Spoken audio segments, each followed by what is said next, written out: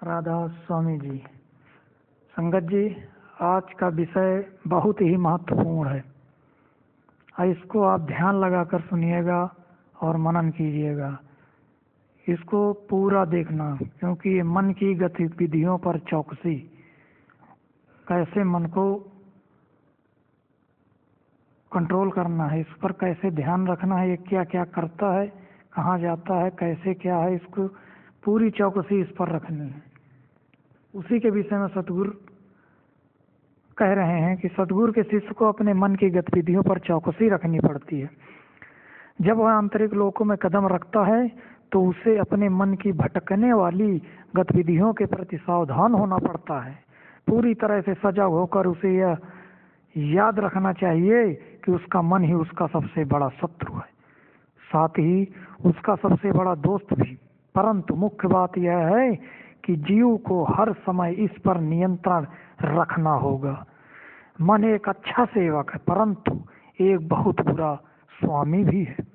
केवल सतगुरु का शिष्य ही मन के हर प्रकार के धोखे से बच सकता है। सूक्ष्म मंडलों में प्रवेश करने के बाद सतगुरु का शिष्य ही सत्य और असत्य में भेद कर सकता है। वह सतगुरु के मार्गदर्शन के बिना ऐसे खतरनाक क्षेत्रों को पार नहीं कर सकता। सतगुरु के बिना उसका भटक जाना निश्चित है।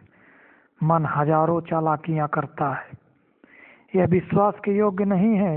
यह अपने ही विचारों और स्वरूपों से भ्रमित हो जाता है, अपनी इच्छाओं से पीड़ित रहता है और अपने ही विकारों के अधीन हो जाता है।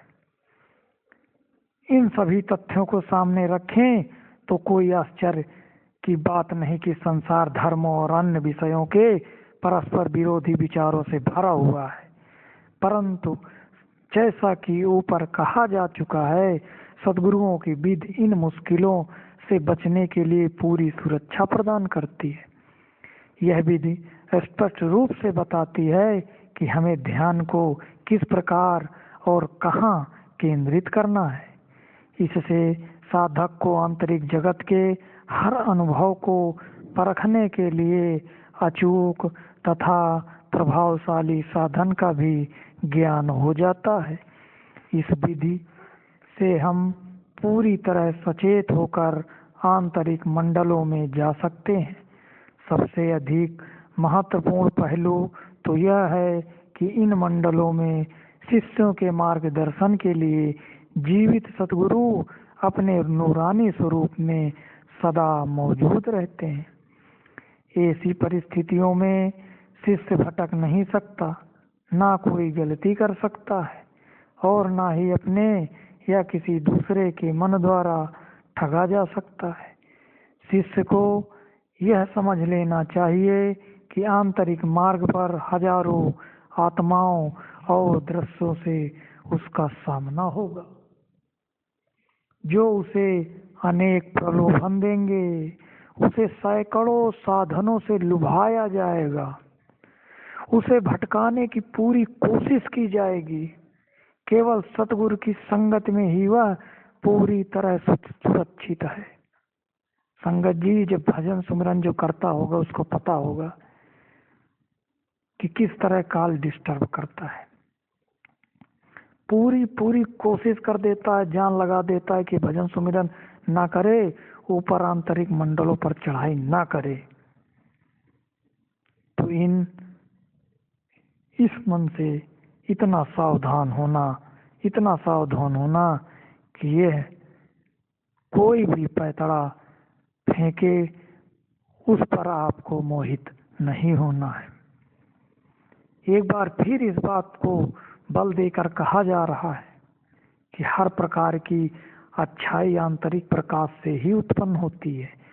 भौतिक पदार्थों या स्वरूपों से जो भी उत्पन्न होता है वह सब नाशवान और अस्थायी है। सत्य के उन सूक्ष्म मंडलों में कोई जितनी गहराई में जाता है उसका ज्ञान उतना ही बेहतर होता जाता है। यदि किसी जिज्ञासु को ऐसे सतगुरु की संगति प्राप्त हो जाए जो खुद उन मंडलों को जानते हैं और जिन्हें उस मार्ग का पूरा ज्ञान है, तो वह कभी भटक नहीं सकता, वह कभी किसी धोखे का शिकार नहीं हो सकता। वह अपने मन के छलावे में आकर या अपने उलझे हुए विचारों के कारण भ्रमित करने वाला नया मत नहीं शुरू करता। वह कभी इस भ्रम का शिकार नहीं होता कि ईश्वर उसका मार्गदर्शन कर रहा है, क्योंकि ईश्वर कभी किसी से ऐसे सीधी बातचीत नहीं करता। जितनी जल्दी हम इस सत्य को जान लें, हमारे अपने लिए और दुनिया के लिए यह उतना ही अच्छा है। मनुष्य को प्रकाश की ओर ले जाने का ईश्वर का अपना ही ढंग है। उस परमात्मा ने केवल 2 मार्ग नियत किए हैं। पहले मार्ग पर चल रहे लोग गुरु की जरूरत नहीं समझते। यह निजी प्रयत्न का मार्ग है, जिस पर इंसान कई प्रकार के अनुभव करता है। जो सही लगता है उसे अपनाता है, जो गलत लगता है उसे छोड़ देता है। अधिकांश दुनिया इस मार्ग पर चल रही है। उनके कोई गुरु नहीं होते, उन्हें अपने सहारे की खोज स्वयं करनी पड़ती है। ऐसे लोग एक युग से दूसरे युग, एक जीवन से दूसरे जीवन में चक्कर काटते रहते हैं। वे अनुभव से ज्ञान हासिल करते हैं। अपने और दूसरों के अनुभव से वे जो कुछ भी सीखते हैं, उसी से उनका और भी विकास हो सकता है। दूसरा मार्ग है सतगुरु का अनुसरण करना। उस परमात्मा ने यह निश्चित किया है कि मनुष्य को सतगुरु ही मुक्ति की ओर ले जा सकते हैं। ऐसा किसी और साधन द्वारा नहीं किया जा सकता। हम अकेले अपना मार्ग नहीं खोज सकते। सतगुरु आत्मा को मन माया के जगत से मुक्ति दिलाकर उसके असली घर यानी परम धाम ले जाते हैं। कुछ हद तक साधारण लोगों के ऐसे जैसे अनुभव उन्हें सतगुरु के संपर्क में ले आते हैं और उसके बाद उनके मार्गदर्शन में ही वे आंतरिक मंडलों में जा सकते हैं। इन 2 मार्गों को छोड़कर ईश्वर मनुष्य के कार्यकलापों में कभी हस्तक्षेप नहीं करता। वह ना किसी से बात करता है, ना किसी को दिखाई देता है और ना ही वह किसी के मन पर प्रभाव डालता है। यदि किसी को कुछ दिखाई देता है या वह कोई आवाजें सुनता है या दृश्य देखता है, तो उसे यह समझ लेना चाहिए कि इनका ईश्वर से कोई लेना देना नहीं है। किसी इंसान पर कोई छोटा बड़ा देवता, कोई देवदूत या कोई साधारण आत्मा प्रभाव डाल सकते हैं या उससे बातचीत कर सकते हैं, परंतु वह ईश्वर कभी ऐसा नहीं करता। यदि हमें महसूस हो कि ईश्वर खुद ऐसा कर रहा है, तो इस पर विश्वास नहीं करना चाहिए। उस स्तर तक पहुंचना जहां हम उस ईश्वर को देख या सुन पाएंगे, यह अवस्था एक सच्चा संत या सतगुरु ही प्राप्त कर सकता है, कोई आम आदमी नहीं। वास्तव में सच्चे सतगुरु इस दुनिया में बहुत कम है। यहाँ एक और चेतावनी देना आवश्यक है। यदि हमें अपने अंतर में कुछ दृश्य दिखाई भी दें, तो उनसे सावधान रहना चाहिए। यदि किसी से सामना होता है, चाहे मनुष्य हो, देवदूत हो, यहाँ तक कि ईश्वर के समान हो, या फिर कोई दावा करे कि वह ईश्वर है या फिर कोई संत महात्मा है, तो हमें सावधान रहना चाहिए। हमारे साथ कोई छल तो नहीं कर रहा। हालांकि सच्चे सतगुरु के शिष्य ऐसा धोखा नहीं खा सकते। उनके पास हर झलक या स्वरूप को परखने के लिए एक अचूक विधि होती है, जिससे सिद्ध हो जाता है कि ये दृश्य या रूप असली हैं या नहीं। परंतु जिसके पास यह परख विधि नहीं है, उसका भ्रमित हो जाना लगभग निश्चित है। मन बहुत धोखेबाज है। अर्ध सूक्ष्म जगत में अन्य लाखों मन हैं जो हमारे मन के समान ही धोखेबाज हैं। उन मन पर विश्वास नहीं करना चाहिए। सतगुरु कहते हैं कि जब तक हमारे सतगुरु उनसे हमारा परिचय नहीं करवाते तब तक हमें उनका अभिवादन नहीं करना चाहिए और ना ही उनसे बात करनी चाहिए। यदि ऐसा लगे कि हमें अपने इष्ट का स्वरूप दिखाई दे रहा है जिसका हम बहुत सम्मान करते हैं, तो इस झलक में हमें बहुत उत्साहित नहीं होना चाहिए। यदि हमारे पास सतगुरु की परख विधि नहीं है तो संभव है कि हम किसी के प्रभाव में आ जाएं। यह झलक अपने ही मन की उपज हो सकती है, यह किसी और के रूप का छलावा हो सकता है। इससे सावधान रहना चाहिए।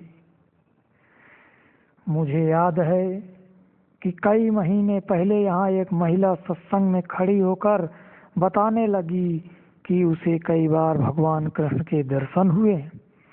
उसने बताया कि पिछले 40 वर्षों से वह भगवान कृष्ण की भक्त रही है। जब उससे पूछा गया कि क्या कभी श्री कृष्ण ने उससे बात की है, तो उसने कहा कई बार, परंतु वह कुछ दुविधा में थी क्योंकि श्री कृष्ण द्वारा कही बातें हमेशा सच साबित नहीं हुई। स्पष्ट है कि उस महिला ने श्री कृष्ण के कभी दर्शन नहीं किए थे, बल्कि अपने मन द्वारा रची गई केवल उनकी छवि को ही देखा था। ऐसे स्वरूपों द्वारा बताई गई बातें सच नहीं होती। इस प्रकार के हजारों दृश्य, अनगिनत संदेश, कई प्रकार के मार्गदर्शक और वश में करने वाली आत्माएं आदि लोगों के मन द्वारा रचे गए काल्पनिक स्वरूप ही होते हैं। उनके पास इस प्रकार के छल से बचने का कोई साधन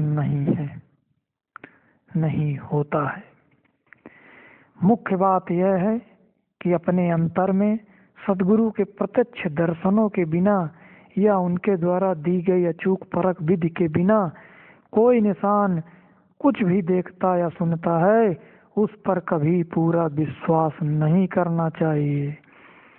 जब तक किसी को पूर्ण सतगुरु की सहायता नहीं मिलती, समझदारी इसी में है कि सभी आंतरिक अनुभवों से बचा जाए।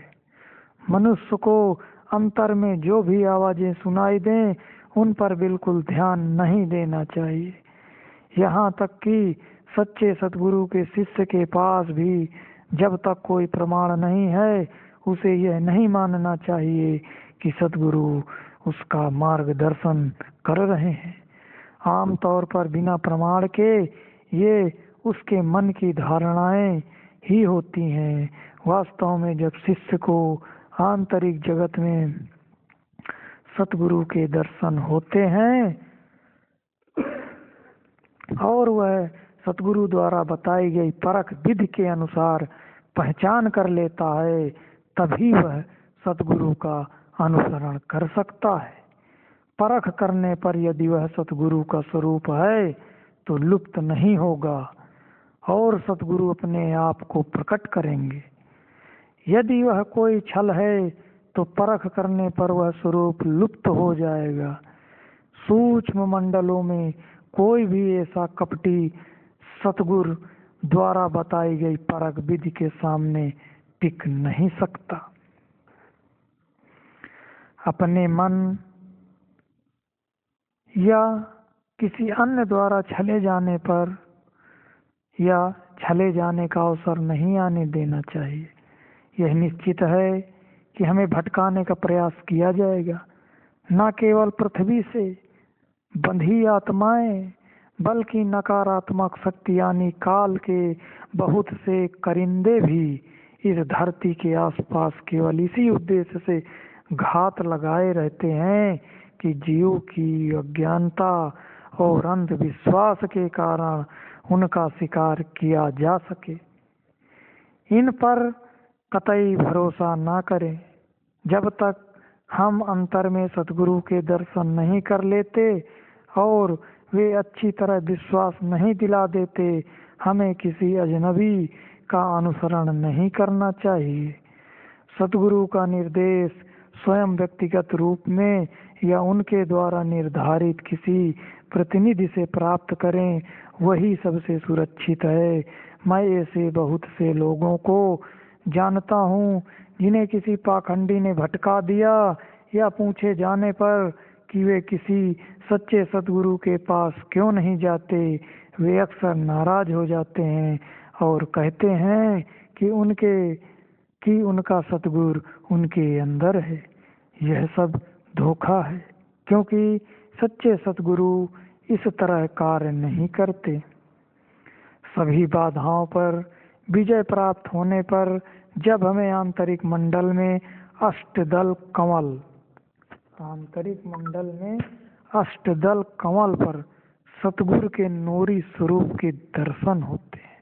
ध्यान से सुनो, सभी बाधाओं पर विजय प्राप्त होने पर भजन सुमिरन में जब बैठते हैं तो आत्मा पैर के तलुओं से स्टार्ट होकर सिमटना स्टार्ट होती है।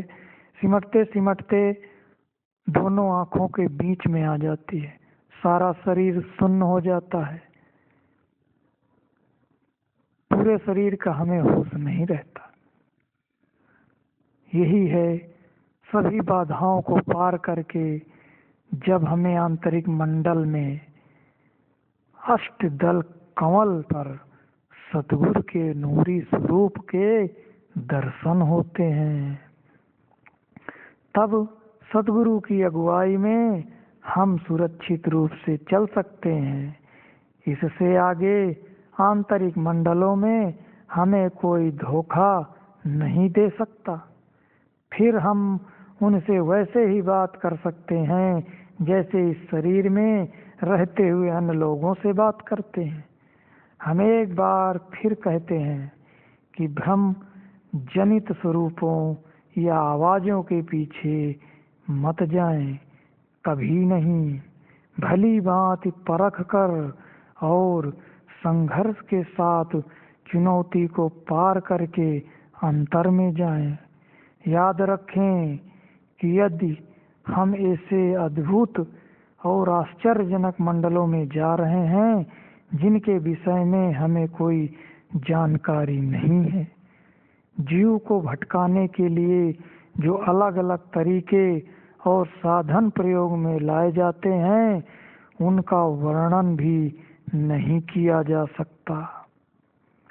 जब भजन सुमिरन करोगे तो अंतर में जो काल शक्ति है विपरीत, वो किस तरह के उपाय करती है, किस तरह के भिन्न भिन्न तरीके, नाना प्रकार के प्रलोभन देकर जीव को भटकाने का प्रयास करता है, ये तो जो भजन करता है उसी को पता होगा।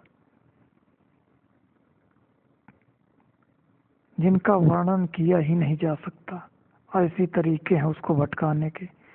इनका एकमात्र उद्देश्य जीव को ऊपरी मंडलों पे जाने से रोकना है कि भजन सुमिरन न कर पाए, अंतर में सतगुरु के दर्शन न कर पाए।